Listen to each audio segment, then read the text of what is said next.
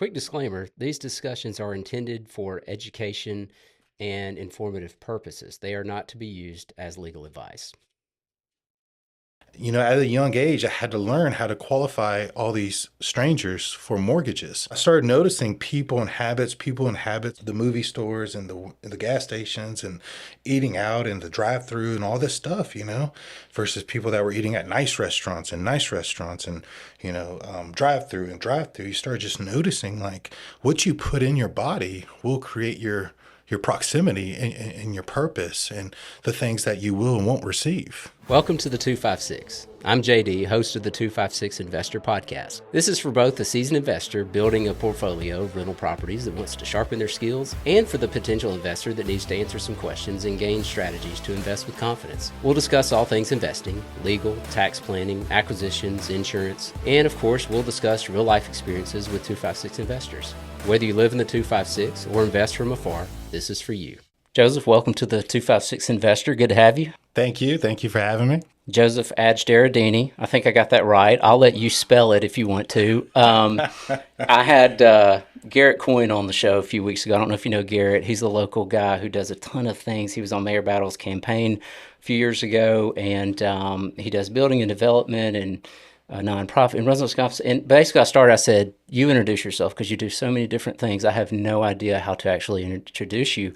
So I'm going to ask you to do the same thing. Just introduce yourself and tell everybody what you do. Sure. Well, I am Joseph Ajdarodini, born native here, Huntsville, Alabama, 42 years ago. First of all, I'm a husband and a father. After that, I have multiple different businesses between a moving company, Muscled Up Movers for 13 years, Sweetheart Cleaners, 2018, so about 7 years, Sweetheart Cleaners, the Huntsville Gym, I guess about 2.5 years, personal training for about 25 years, loan officer prior for 16 years, real estate realtor for about 5 years, home builder's license for maybe about 16 years now, property investor since 2000. So I guess 25 years property investor, flipping, reselling, remodeling, building, ground up from foundation to top. Yeah, quite a resume. You can fill up a page with all the things you've done. Yeah. When the first time I met you was close to 15 years ago, and you were a loan officer at that time. And I remember you well, not just because your huge 22-inch biceps and everything. I think you had sponsored the Realtors event, and there was pizza that you probably purchased and brought. But instead of eating the pizza, you were over in the corner of the room eating what looked like turkey and rice or chicken and rice out of a little Tupperware. I was like, that guy has some good habits and he is disciplined. He brought all this pizza for everybody and he's eating, turkey and rice or whatever it was. So that's what I always think about when I think of you. That's fun. So you've got all these businesses, and what I always want to know from you, how in the world, when you wake up in the morning, where does your mind go, and what do you do every day? Because you've got so many different hats to wear and so many things to do. Yeah, being multiverse with kids, wife, businesses, associates, companies, LLC, managers after managers, employees after employees, I think keeping very strict consistencies and disciplines and habits and rituals. My alarm usually goes off right about 4 a.m. every day. And the first thing I do when I wake up, I take 400 milligrams of caffeine to get through half the day. But I also take all my supplements, like my creatine, my beta-alanine, my glutamine, my glucosamine, because I'm getting older. And then by 5 a.m., I'm rolling into the gym and I take care of the number one investment I have, which is me. So 5 a.m., sometimes 7 days a week. Usually after 14 or 21 days, I'll take a day off on my investment and just let it ride for a day. But I always take care of me first. And my wife always tells me how she thinks it's such a big compliment, how she sees throughout my day, I handle so many different situations, so many different people. But every day I put me first, because I don't think if you put yourself first, your investment first, your biggest real estate you're going to ever own and your most prized real estate you should ever own, you shouldn't be touching nobody else's real estate either. So I usually hit it about 5 a.m. every day. And then at 6 a.m., I have clients come in. I train them, personal trainer. 7 a.m., I have clients come in and I train them as a personal trainer too. By 8 o'clock, I'm meeting with my managers and my teams and helping with dispatch with the moving company. I'm Muscle Up Movers. And then by 8:30, I'm usually hitting the shower at the gym that we own. And then at 9 o'clock, I'm at my desk and my calendar is already pre-written between 9 a.m. and 12 p.m. when I still have caffeine going.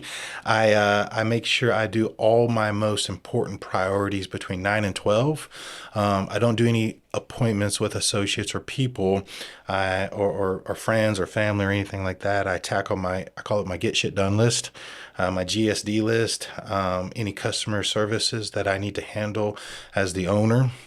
Maybe any other things that I need to handle, usually marketing, usually money, usually algorithms, usually websites, usually calls, to track all the calls to see how the influx is coming in, because you have to watch your money on a daily basis. And in my businesses, the money is the phone calls. Customers going to your websites, customers calling your company. And if those things are ticking up or ticking down, much like the stock market, you have to make sure you adjust your business to adjust your income.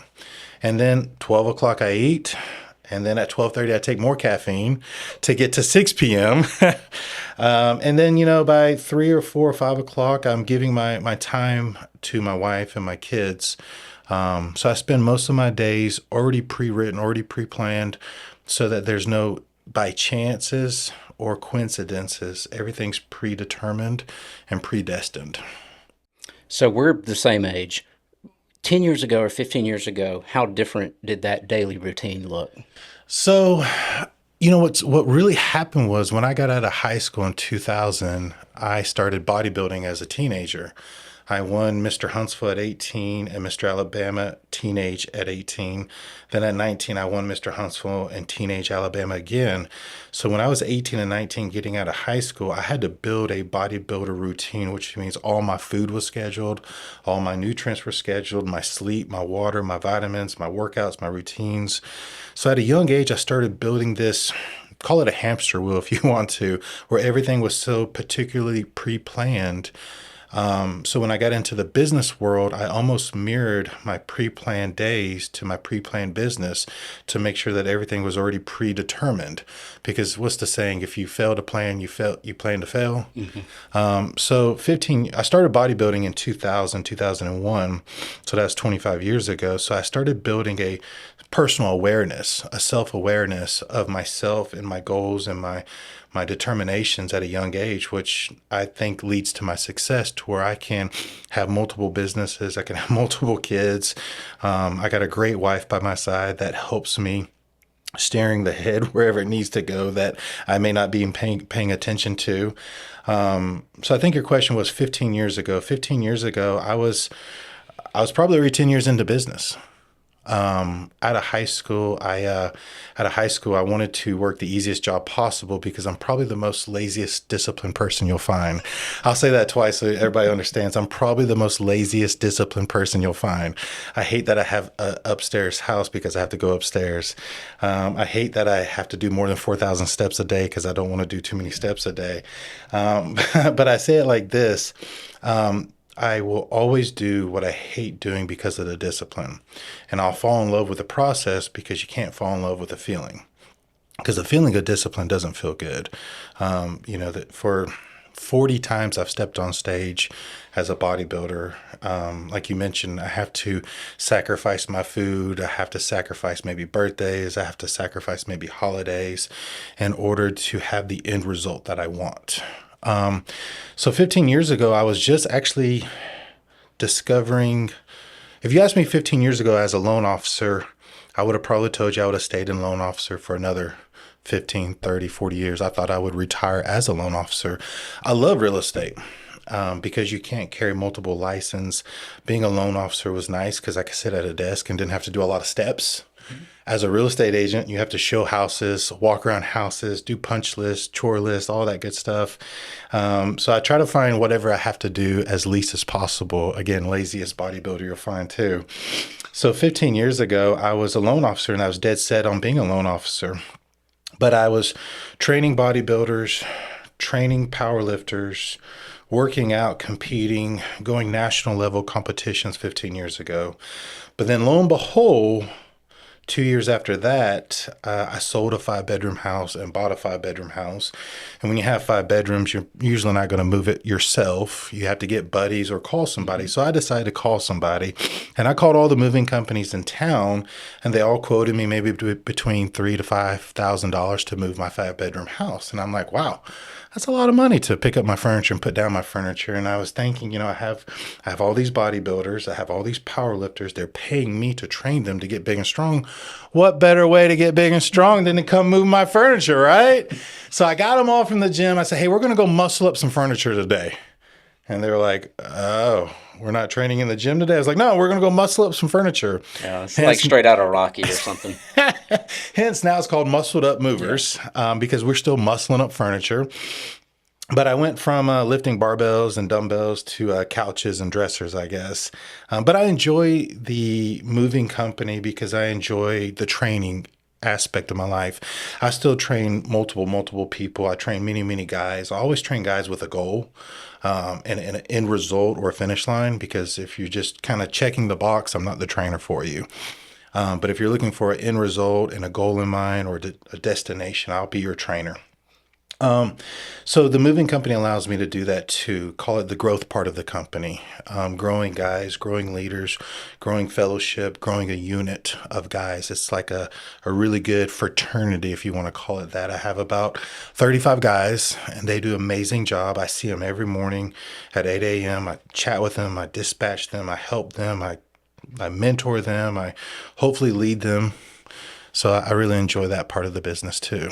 So you grew up here locally in Huntsville, went to high school here? Yeah, I went to Challenger, first grade, the day it opened. I don't know what year that was. And then I was held back a few times because I enjoyed it so much. And then I went to Grissom High School on Bailey Cove Road before it became a library. And then I went to also Johnson, Butler, and Lee because I like going to multiple schools, and summer school allows you to go to multiple schools. So I went to the original Butler, the original Johnson, the original Lee, and the original Grissom. So I was all over the place enjoying Huntsville. Nothing wrong with some diversity. I know. So did you play sports in high school? Oh, I was the quarterback killer. That's probably what got me into bodybuilding, because I failed at football. When I say I failed at football, my junior year, my freshman, my sophomore, my junior year, I was the quarterback killer. I was the nose guard for Grissom. I was in the Huntsville Times a lot. I was averaging about 12 sacks a game. So see ball, get ball. Yeah. Yeah. I was hungry. You say it now, I still get hungry. Like I want to go eat the quarterback, And I was tenacious. I was strong. I was born strong. God gifted me very well with strength. My junior year, I was bench pressing, I think it was 425. I was squatting about 500. Good grief. So what were your measurables? My measurements, I was about 270. Okay. I was a big high schooler. And right now I'm 245. Still the same height. I say I'm 6'2". My wife says I'm 5'10". We're still debating that. So in the football roster, you would have been 6'2". I know. I told him I was. But, most of the linemen that you had to go through as a nose guard were about 6 foot, 6'2", 6'3", and I was able to get really low at 6'2", but I was able to push through the line with no problem. I was able to push over the linebackers, the linemen, the center, the guards. I was able to push them over, get through them, turn my shoulders. And my junior year, I had a full ride to go to Troy and be a nose guard, but I was still waiting for my senior year to get more scouts, to get more opportunities to maybe play for Alabama. But then my senior year, I tore my ACL. I was on crutches. I had surgery. I had to go to physical. Yeah. So my senior year, as I wore a Letterman jacket and I wore a jersey on the sidelines, the coaches said every day at football practice, just go work out. Just go work out. You can't do nothing on the field. Just go work out. So I was in the weight room doing upper body my whole senior year. Graduated May of 2001 at Grissom on Bailey Cove Road. And a month later was the Huntsville show at Grissom Auditorium. So I graduated from Grissom and I started my career at Grissom, which was my bodybuilding career. I got Teen Huntsville 2001. Teen Alabama 2001, Teen Huntsville again, 2002, Teen Alabama again, 2002. And I say my career because I think all my businesses stem from discipline, habits, and rituals, which I all learned from bodybuilding. So you never did you spend any time in college? No. Okay. Well, I actually went to Calhoun Community College. I took like an English course and a real estate course. And by the time I was already in the real estate course, I was teaching real estate. So I had to kind of help the teacher out with some of the stuff he didn't know. So then I was like, forget it. I didn't even finish the first semester. I walked out. And I guess Calhoun. the ship had sailed playing football in college with the ACL tear. It did. It did. It was a snag for many years. It was a long rehab. But then I also noticed that bodybuilding, you didn't get hit. And, the whistles don't blow until someone's on the ground. So I found out a different sport had less contact. So I stuck with bodybuilding. Okay. Yeah. And it was way different with recoveries for an ACL tear back then. Oh. Like right now, people get hurt in the spring and they're back like in the fall. Yeah. It's wild how fast they get back on the field. But back then it was like, you don't know if you'll ever be able to play the sport again. It was way different 25 And years ago. you never play again, So I had that embedded, ingrained in my brain. And no military experience? You never joined anything like that? I wanted to be in the Marines so bad. And my father from Iran was forced to go into the Iranian military, and he had to sneak out when he got shot during the Shah, the Khomeini, the regime back in 75.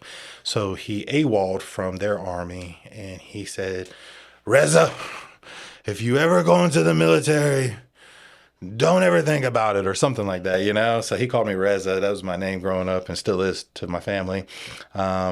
So he just banished it, as much as I wanted it, he banished it. Plus my mom, she was worried about me joining because she saw how he was forced and embedded, and she was over there during the regime and the takeover in 75 in Iran.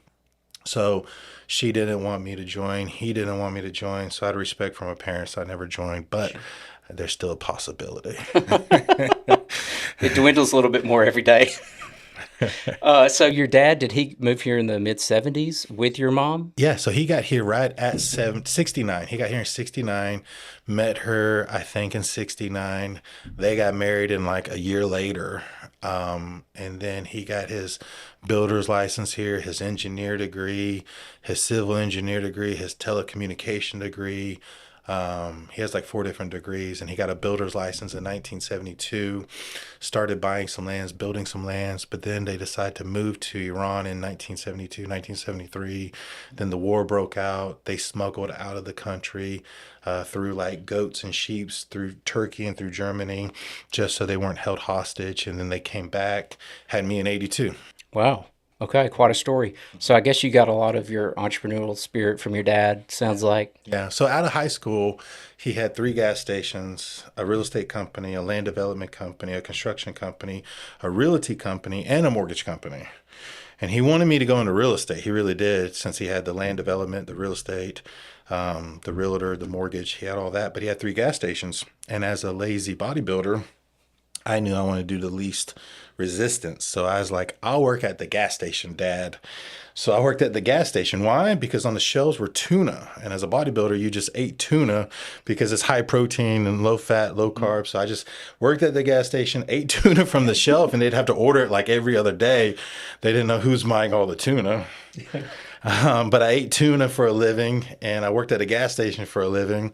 And he kept wanting me to come work at the mortgage company. I didn't want to wear a suit and tie. I wanted to wear gym clothes. And eventually he hired my girlfriend at the mortgage company. So I was like, I guess I'll come over so I could see my girlfriend at work and work with her. And then he got me kind of conned or convinced on learning what a 1003 is, what a 1008 is, what a GFE is, what a HUD statement is, what a credit report is, how to get a credit report. Back in 2001, we had to send a fax machine. You know what a fax machine is? Right? I remember them. So you had to send a fax, and then maybe 15, 35 minutes later, you get a fax back, and it'd be somebody's credit report, and you had to learn about the Experian, TransUnion, Equifax, the different scores between 300 and 850. And then you'd have to learn about all their spending habits, their asset habits, their payment habits, their income habits. And at a young age, I had to learn how to qualify all these strangers for mortgages.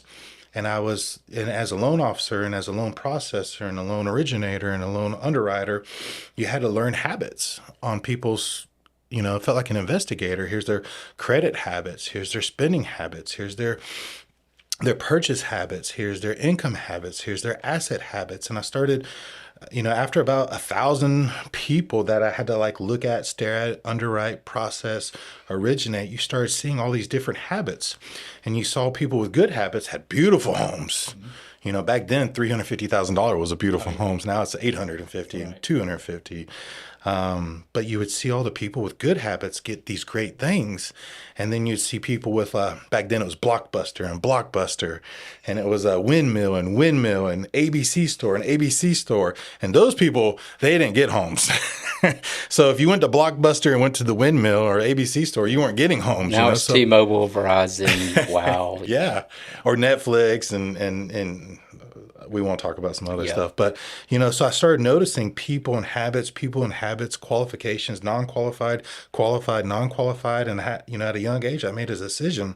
I don't want to be on this side, Blockbuster and the movie stores and the gas stations and eating out and the drive-through and all this stuff, versus people that were eating at nice restaurants and drive-through. You start just noticing like what you put in your body will create your proximity and your purpose and the things that you will and won't receive. So I started learning that too at a young age. Like if you water a garden well, you'll get great fruit. If you put bad soil, bad water, if you don't tend to it, if you don't nurture it, if you don't invest into your garden, you're not going to get any fruit. Yeah. So coming out of your senior year of high school, going right into the bodybuilding competitions right away, who was your mentors back then?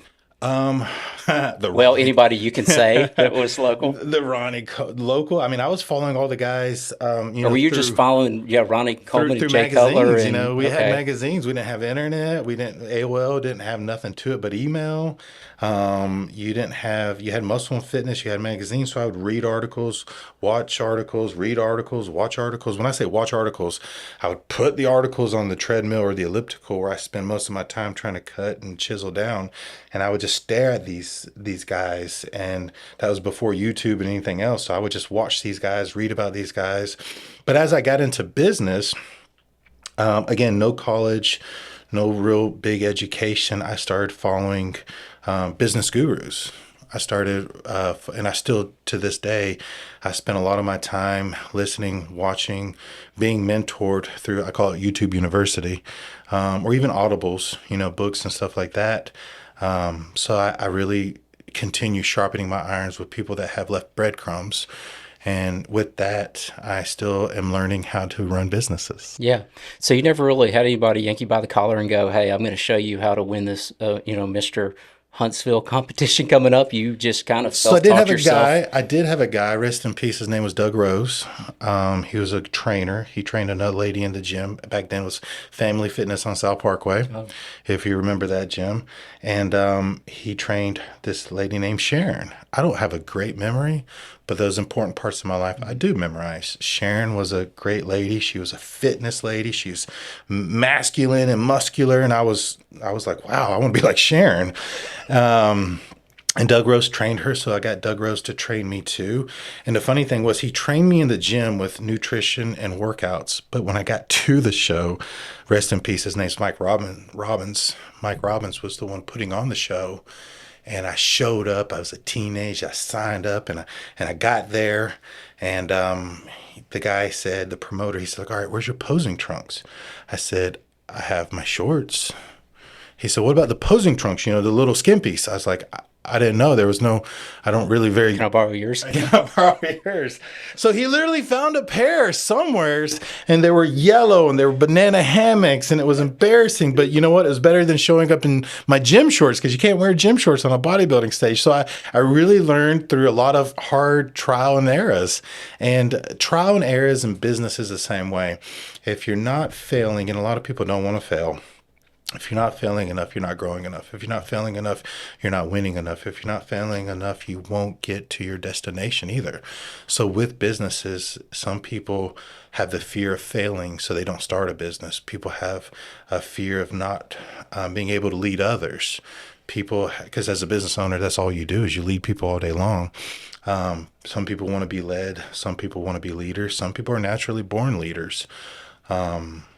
I don't really know which one I am still, but I'm still working on it. I'm trying to find myself. But I really enjoy helping others. And that's why I think I am a well-versed business owner, because if you're not willing to clock in every day for your customers, clock in for your associates, clock in for your community, clock in for strangers, if you're not willing to clock in 80 hours a week, you don't need to be a business owner, because a business owner never clocks out. I've heard people say that becoming a stand-up comic is like the hardest thing in the world. The only way to do it is you get up on stage and you fail just time after time after time, and you get booed off stage, you get heckled, but there's just no other way to do it. Like, you just get up there and you get booed. I can't imagine anything being closer to that. Yeah. And getting up there and posing and showing up without your posing trunks. Yeah. And just going through it and just going, I'm going to learn, and every time I'm going to learn something new and I'm going to get a little bit better. But you won right away. So you kind of killed my story here, but it would be better if you said you had it like your seventh attempt, you finally won it. I know. But you were just too good. I was. So but, I'll tell the spoiler too. So at 18, Teen Huntsville, there's only two guys, me and another.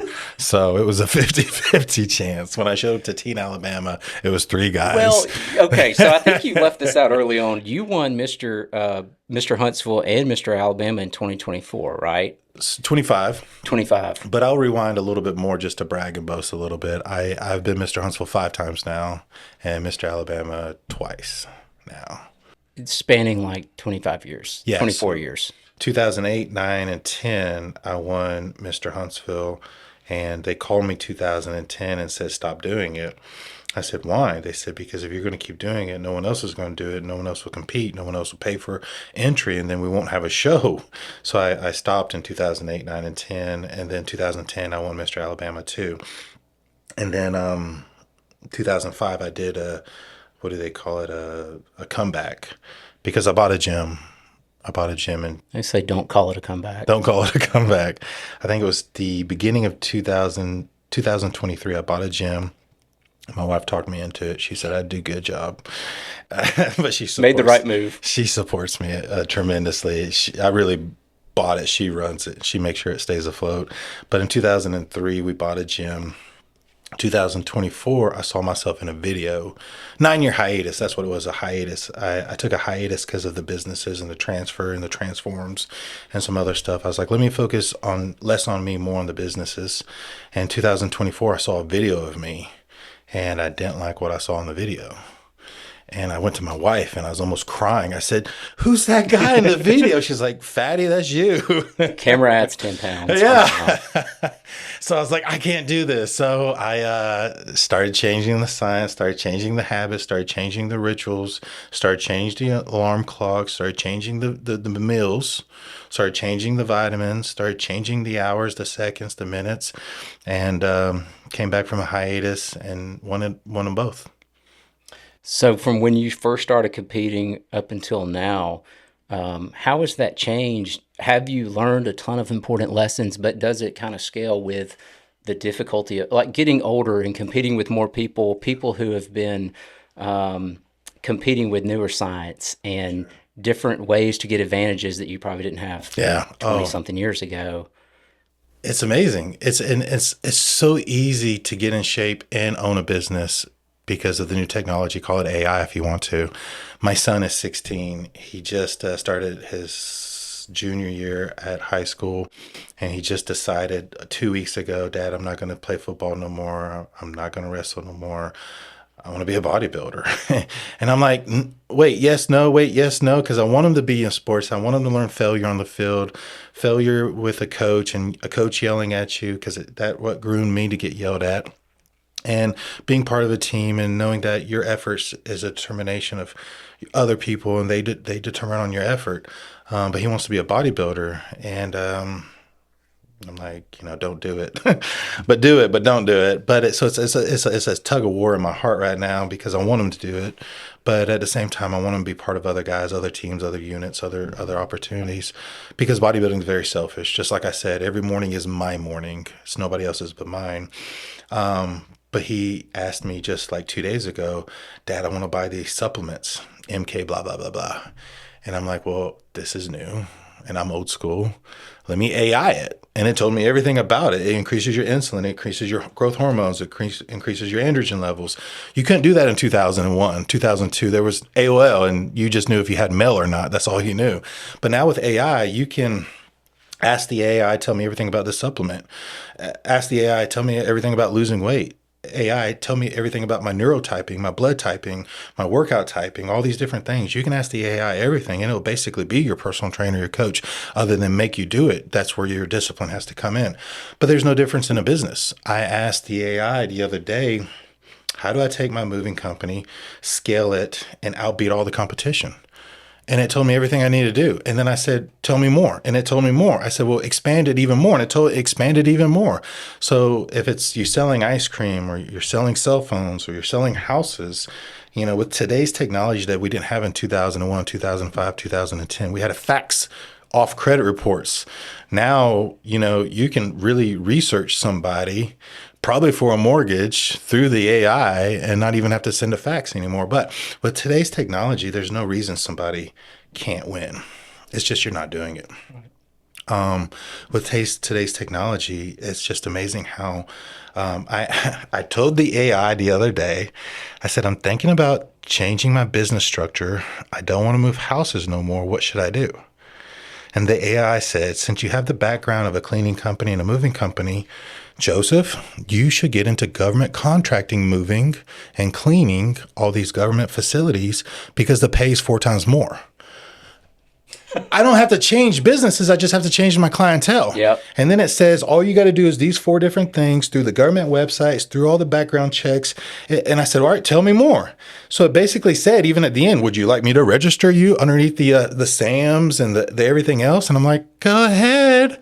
So, with today's businesses, you don't even have to change your business. You just have to change the way of doing businesses, and if you're stuck with an egotistic business owner, you have to be moldable. You have to be humble. You have to be willing to change and willing to evolve. I like to say all the people that were pretty determined that 8-tracks were going to outdo vinyl. They said there was plenty of business owners that said, we'll never sell vinyls. We're going to sell 8-tracks as long as we will. People will keep buying 8-tracks. We'll never go out of business. And what happened to 8-tracks, And then vinyl came around. And then after vinyl was these little circles that were silver, and they fit in your car and they fit in your pouches, and they were called CDs. And those vinyl people said, no, we're not selling CDs at this music shop. We're always going to sell vinyl. Vinyl will never go out of business. No one will ever change. This CD crap will go away. And vinyl went out. And then what happened next? Napster. You forgot about the cassette tape. Cassette tapes. Oh, man, you're CD, right. The cassette tapes. So I went from one circle to another circle. You're right. But then Don't there was a forget about circle you had to put the pencil in, and you had to rewind it, or hit the tab to record it or to save it. And you had to wait by your radio to find the perfect song to record the perfect song. It was really moving backward because you had to rewind the thing. At least with vinyl, you just pick the needle up and drop it back to the beginning. Cassette tape, you had to actually take the time to rewind. Yeah. Be kind and rewind. So, but as a business owner, you can't allow your ego to dictate your business. You have to be open to the world, the evolution, even your associates or the people that are looking outside. Being a business owner, sometimes you're stuck in a storm. Everything's flying around. You can't see past a foot in front of your face. And that's when the person you married that you trust the most, you have to ask somebody close to you that loves you and trying to protect you. And you have to say, what am I doing wrong? What can I do differently? Because you're in the storm as a business owner, and it could be a friend, it could be a pastor, it could be a loved one, and say, what am I missing? What am I not seeing? Because the storm is so thick and I'm in the middle of it. What should I do? So being a business owner is you got to take everybody else's advice too, not just your advice. Don't be stuck on your own product. Don't fall in love with your own company. Don't be willing to change. Don't be willing to evolve. I think back in Arnold's day, they only would take liver pills. They didn't have creatine. They didn't have protein powders. They didn't have all these other things. But as things evolved, bodybuilders had to evolve too. So it's the same way in businesses. And it's the same way with vehicles. There's so many people right now that say, I'll never buy an electric car, right? Well, before we know it, we're going to have water-powered cars. And those dealerships and those manufacturers, they're going to have to understand change is coming. Well, Blockbuster had a chance to partner with Netflix to do the streaming along with the physical rentals. I was working at Blockbuster at the time. Okay. They passed up on it. Yeah. They said nobody will ever do this stream. Nobody's ever going to stream movies onto their laptop. Makes sense. Where's Blockbuster? I think there's one left, like out on the West Coast somewhere now. Yeah, you got to be ready to change. I mean, Tom Brady only plays quarterback till he's like 46 because he constantly adapted. Yeah. Yeah. And he learned where to go, where not to go, who to trust, who not to trust. And you got to do the same thing as a business owner. So, that's one thing I say to any entrepreneurs. And I've actually angeled invested into a few other companies before. And usually the chokehold to every business, no, let me take that back. Always the chokehold to any business is the business owner. Yeah. Yep. Well, how do you maintain your discipline? I mean, it sounds like you've been doing that for so long. It's a silly question to ask, but how do you maintain it when you're traveling or like on a Friday night? You never get tempted to like, hey, let's go out to eat here, and it's somewhere you're not supposed to be. How in the world do you say no to so many things that everybody else does? You're one of a few people in the city who are that disciplined. Is it so much habit at this point? You don't even get the invitations or what? My wife was telling a lot of people last year when I was competing, Joe makes it so easy. Me and my wife, we eat out a lot, and I tell them exactly how I want it cooked, exactly how I want it prepared, what not to put on it, what to put on it. Like, let me just get in the kitchen. I'll fix my own food, right? And my wife will order all the beautiful things, all the tasty things, have a drink or two. And she loves it because I didn't make it hard on her, just like I didn't make it hard on everyone when they were eating the pizza and I was eating the turkey and rice. You just have to be real clear on what you want. And I think I heard a long time ago, if you haven't found a reason worth dying, you haven't found a reason worth living. And I think at a young age, I had some scars that I probably still carry. Nickel version as I was obese as a kid. I was dyslexic, but they didn't know what dyslexia was. And I had a speech impediment because both my parents spoke Farsi and not English. So I couldn't speak English. I couldn't read, and I got made fun of because of my weight. So at a young age, it was rock bottom for me. And as I was at home eating Cheetos and Oreos, I ran across a few movies that were like called Rocky Balboa, if you've ever heard of that, or the Commando, or the Pumping Iron, and all those other things. So at a young age, when I was at my lowest, I found these heroes on the television, on the television tube. And I started seeing these guys that were like action heroes and men of figure and formation, like they were chiseled by Zeus almost, And at a young age, I said, oh my gosh, that's got to be me one day, because I hate this version of me kind of thing. So I think because I felt rock bottom. And I say that with even people, whether it's a man in his family, or a man in his faith, or a man in his business. If you haven't hit rock bottom and you're going towards it, but you don't know how bad it feels, you may have to, and I've done this with a few guys, you may have to like manufacture your own rock bottom. Like, how bad can it really be if you don't make a disciplined decision? Like, let's think of the worst things possible. Let's think of your wife leaving you and cheating on you. Let's think of you dying and somebody else has to walk your daughter down the aisle. Let's think about your son possibly getting molested or raped because you're not there for your son. Like, make it really hard to where you will not allow that to happen if there's breath in your lungs. So some people don't know how to find a rock bottom or manufacture a rock bottom like that, like a light switch, right? If you can change your mood and make a decision that I'm going to live a beautiful life, I'm going to live a determined life, I'm going to manufacture my own life, and the only way I'm going to live it create it and manufacture it is if I do this, this, and this, and this. Like have a checklist, whether it's on a notepad or a mental checklist or tattooed to the brain or ingrained in the heart. You got to have that checklist, and it has to be more than that piece of cake or that piece of pizza or that sleeping past the alarm or that late night binge on Netflix or whatever it may be.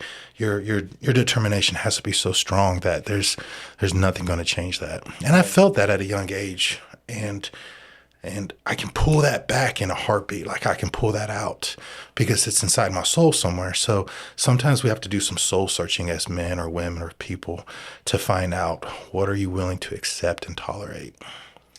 Yeah, I used to be friends with a few guys who were in drug recovery. This is years ago, and I kind of helped out with that group, even though I've never been part of that, never been a problem for me. But I had a guy who came in the program, and he did really well. Most people relapse when they enter a program, or shortly right after they leave, they'll relapse. But this guy just crushed it for like a year, and he never relapsed. And it seemed like, and I said, "How in the world did you do it? And why are these other guys struggling and they're still starting back over in the program?" And he said, "Because they haven't hit rock bottom yet." He said their lives may be bad and they got sent here by their parents or wife or whatever. He said, but they haven't hit rock bottom. And but till they do, they're going to keep doing this cycle over. And he told me his story, and it was a difficult one to hear. But he said, "I hit rock bottom, and that's the only way I've been able to do this since." But this is the opposite. It's like the Stephen Covey principle in his 7 Habits book. Write your own eulogy. Write your eulogy. And go towards that. Okay. I think that's at the beginning of his book. And it's the same thing, rock bottom, write your own eulogy. Yeah. Nobody's going to say he was a scumbag, his kids hated him, and his wife left him and all this stuff. You're going to write the best stuff about yourself. Yeah, that's cool. I did not know Stephen Covey came up with that, but that's something I do maybe every 5 to 10 years. I kind of write your obituary, I guess is the right way. Yeah. And I tell my wife, I got to die first because I want you to do this and this and this and this and this. Like I want a big party. I want all these people to show up. In the last probably 13 years, I've probably employed over 2,000 movers, and I want them all to come back and move me in a casket, because I hope that I have had impacted enough of my movers, enough of my employees. And that's my why, is impact others. Like the superheroes on the tube impacted me, I hope I'm able to impact others, subconsciously standing in the corner, eating out of a bowl. I've had a lot of people come up to me that we've never met, but they saw me do something, maybe through social media, maybe through a corner or a street or something else.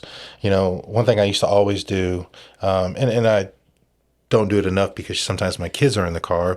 But before kids, one thing I always did, because God gave me blessings of strength.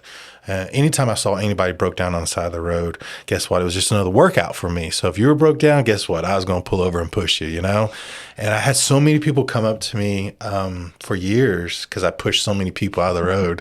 And I did it because it was a workout and God gave me strength. I could always push a car, not a problem. As long as there's no hill. Yeah. We're going backwards now.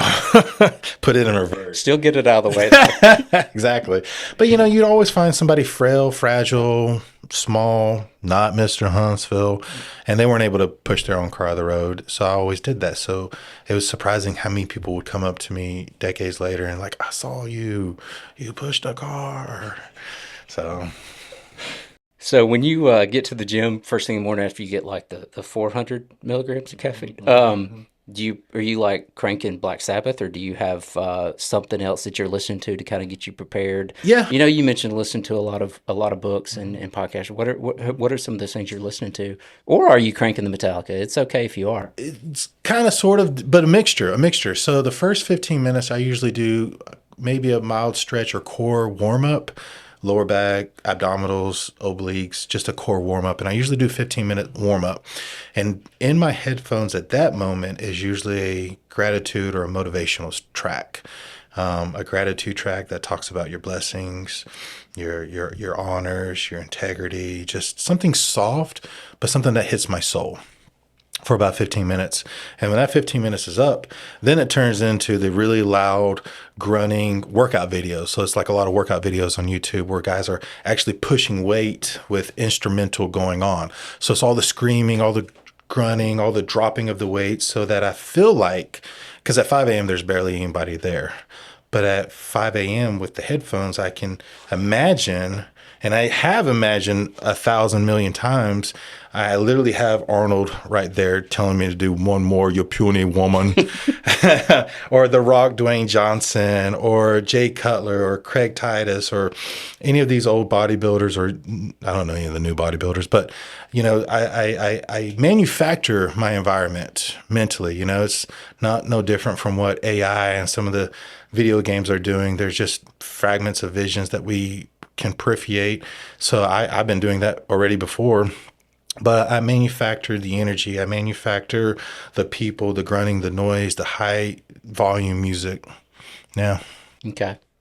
What do you do? So I said, you get another round of caffeine, kind of make it to 6 p.m. 12:30 p.m. I, actually on my way here, I didn't have my gym bag with me. I left my house without my purse. So I had to stop at a gas station and get my caffeine pill from a gas station because they sell those little caffeine pills at the store. I don't really do the drinks because there's too much additives, but I took it because at 12:30, caffeine stays in your system for 6 hours. So at 6:30, it'll be gone and I can hit the bed at 8:30 p.m. Okay. Yeah. So you're bed by 8:30, up at 4 a.m. every day. Yeah. Monday through Sunday. Monday to Monday. Sunday through Saturday, I say. Yeah. Monday to Monday. Yeah. Yeah. Okay. Maybe every 20 days or so, I'm like, honey, I haven't had and I record everything on my calendar. I track everything. If you don't manage your macros, if you don't manage your money, if you don't manage your algorithms, if you don't manage your clicks, if you don't manage your kids, it'll manage you. It'll manage you. So everything's written down, what I did, what I worked out. So I can really track, like, has it been 18 days? Has it been 22 days?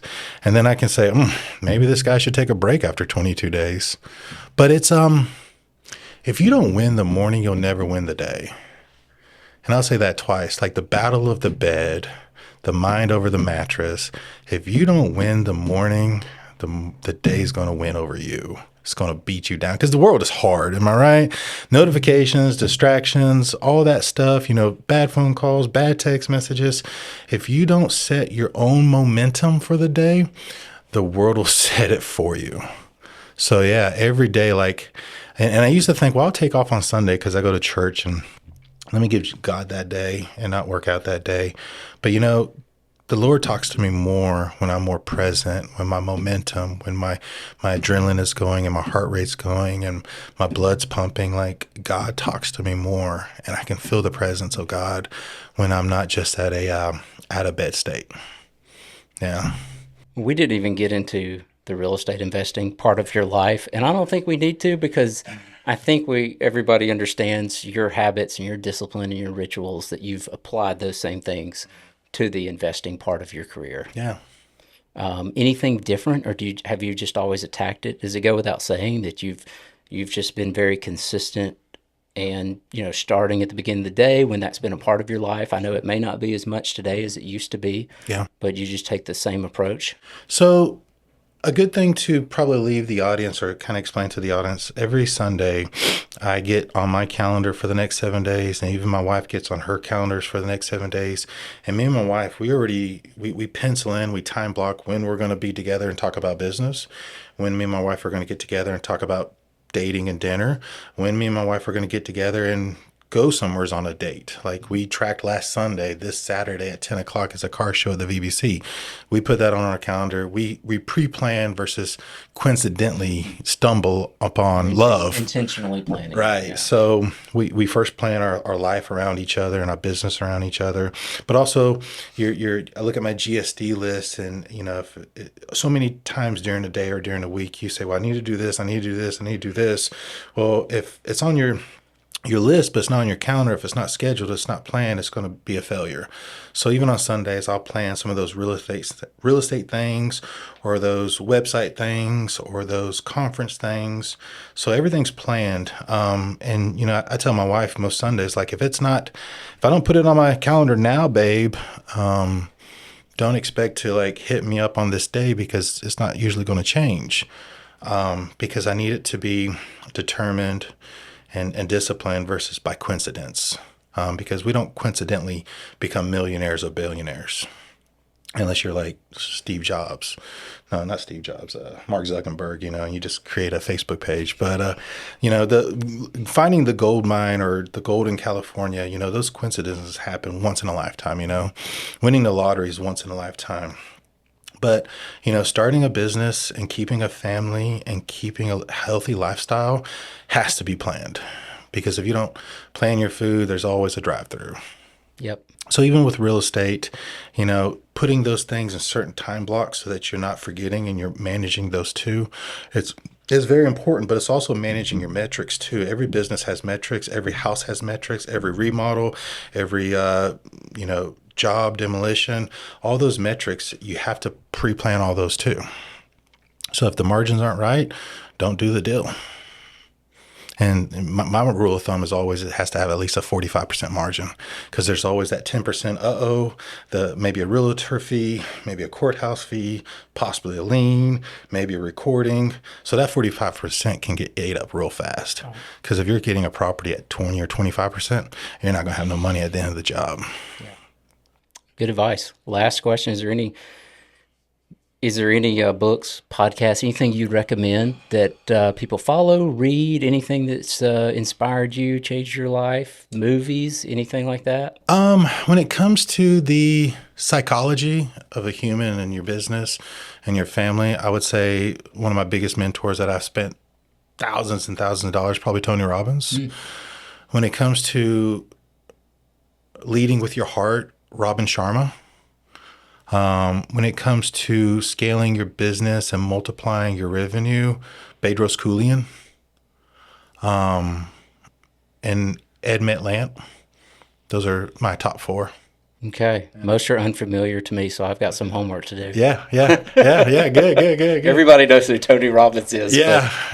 I'm going to have to do some homework on the others. For sure. But I'm going to take your word for it. All right. Yeah. Well, Joseph, I've really appreciated it. I think everybody got some really good stuff out of this. Been waiting to have you on for a long time, and it's always good to see you. Thank you. I appreciate it. Thank you, Josh. Joseph, thank you. I'm JD. My time's up. I thank you for yours. This podcast is proudly sponsored by 256 Realty, investors helping investors. Big thanks to our production team at AVO Multimedia Services for producing, editing, and providing the music that brings this podcast to life. If you enjoyed this episode, be sure to subscribe or follow the podcast on YouTube, Spotify, Apple Podcasts, or whatever you please. We'd love it if you'd leave a comment, review, and rating. It helps us grow and continue to bring you valuable content. And of course, investors love to share good knowledge. If you enjoyed this episode, please share it with a friend who's ready to level up their investment game. To catch more episodes and video content, visit our YouTube channel at 256investor. Want to get in touch? Visit our website at 256realty.com. We'd love to hear from you. Until next time, keep investing wisely, and we'll catch you in the next episode.